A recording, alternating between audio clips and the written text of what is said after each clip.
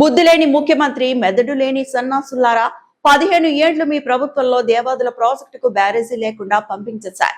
సంవత్సరాల తరబడి వరదల సమయంలో నీటిని పంపింగ్ చేస్తారు కదా, మరి ఆ మాత్రం సోయి లేదా? కన్నెపల్లి ఎక్కడ ఉంది, మేడిగడ్డ ఎక్కడ ఉంది అనేది కేటీఆర్ అంత మంచిగా చెప్పిన తర్వాత కూడా నీకు అర్థం కాలేదా? మళ్లీ వచ్చి మేడిగడ్డ బ్యారేజ్ లేకుండా పంప్ హౌస్ చేయొచ్చా అంటున్నా అని ఎమ్మెల్సీ తక్కెలపల్లి రవీంద్రరావు అన్నారు. ప్రజలు, మేధావులు, ఇంజనీర్లు, ఉద్యోగస్తులు, రైతులు, విద్యార్థులు, యువకులు కూడా అచ్చరు పొందేలాగా మాట్లాడిన భాష, వ్యవహార శైలి చాలా జుగుప్సాకరంగా ఉందనడంలో ఏ రకమైన సందేహం లేదు. ఆయన కీలకంగా ఒకటి అన్నారు, బుద్ధి ఉన్నోడు ఎవడైనా, మెడ మీద తలకే ఉన్నోడు ఎవడైనా మేడిగడ్డ బ్యారేజీ నింపకుండా, బ్యారేజీ లేకుండా పంప్ హౌజులు మరి ఆన్ చేయొచ్చా అని. అరే ఓ బుద్ధి లేని ముఖ్యమంత్రి, మేము మొన్న సమ్మక్క బ్యారేజీ మొన్న కదా మేము వచ్చినాక కదా కట్టింది.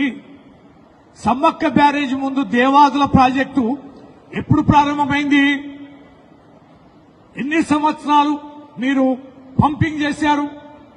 దేవాదుల పంపింగ్ వితౌట్ బ్యారేజీ 15 సంవత్సరాలు పైగా మీరు పంపింగ్ చేశారు కదా. అరే మెదల్లేని సన్యాసులారా, మీ ప్రభుత్వమే ఉంది, మరి బ్యారేజీ కూడా కట్టలే. కేవలం ఫౌండేషన్ వేశారు నాటి వైఎస్ రాజశేఖర రెడ్డి గారు. అక్కడ కోయల ద్వారా వచ్చిన తిరుగుబాటుతోటి బ్యారేజీ కట్టలే కదా, పంప్ హౌజ్లు ఆన్ చేశారు కదా, సంవత్సరాల తరబడి కూడా నీటిని వరద సమయంలో పంపింగ్ చేశారు కదా. ఈ మాత్రం సోయి లేదా?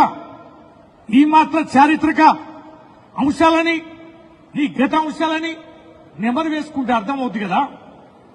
మేడిగడ్డ బ్యారేజ్ ఎక్కడ ఉంది? కన్నెపల్లి పంప్ హౌస్ ఎక్కడ ఉంది? మరి కన్నెపల్లి పంప్ హౌస్ లోకి మరి ఎంత డౌన్ లో ఉంది? అక్కడికి ఎన్ని నీళ్లు పంప్ హౌస్ కి టచ్ లో ఉన్నాయని ఎన్ని చెప్పావు కదా. అన్ని వివరంగా ప్రత్యక్షంగా అక్కడ నిలబడి విజువల్స్ ద్వారా చూపించుకుంటూ మా కేటీఆర్ గారు మేమందరం కలిసి విజిట్ చేసి చెప్తే నీకు అర్థం కాలేదా? నీకు ఆ మాత్రం సోయి లేదా? ఖచ్చితంగా నీళ్లకు సంబంధించి ఎల్నీలో సమస్య ఉందని తెలుసు, నీకు వస్తుందని ముందస్తుగా తెలుసు. మళ్ళా ఈ బుద్ధి లేని ముఖ్యమంత్రి ఏమంటాడు, నాకు తెలుసు వచ్చని, అందుకనే నేనన్నా ఆర్దడి పంటలు వేసుకోమనమని. రైతుల్ని సన్యాసులు అని అంటాడు, చెప్పినానంటాడు.